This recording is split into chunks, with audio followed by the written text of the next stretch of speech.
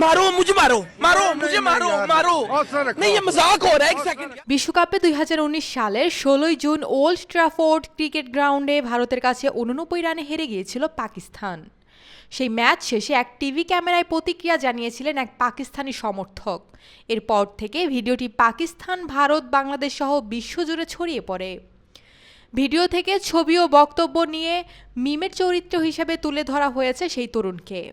আলোচিত সেই তরুণের নাম মোমিন সাকিব।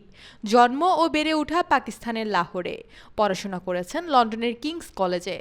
আলোচিত ভিডিওটি ভাইরাল হওয়ার পর নিজেও সামাজিক যোগাযোগ মাধ্যমে পোস্ট করেছেন। এক সাক্ষাৎকারে মোমিন সাকিব বলেছেন, সামাজিক যোগাযোগ মাধ্যম আমার জীবন নয়, এটি আমার জীবনের অংশ মাত্র।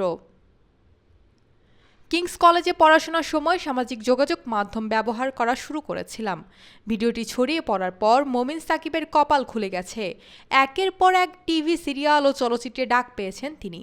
2020 সালে হাম টিভির বি আদব সিরিয়ালের মধ্য দিয়ে অভিনয়ে অভিষেক ঘটেছে তার। এছাড়াও রাক্স-ই বিসমিল, টিউবলাইট সহ আরও কয়েকটি সিরিয়ালে দেখা গেছে মোমিনকে। 2022 সালে দম মাস্তম নামের সিনেমায় অভিষেক ঘটেছে মোমিনের। অভিনয়ের পাশাপাশি উপস্থাপক হিসেবেও পরিচিতি পেয়েছেন।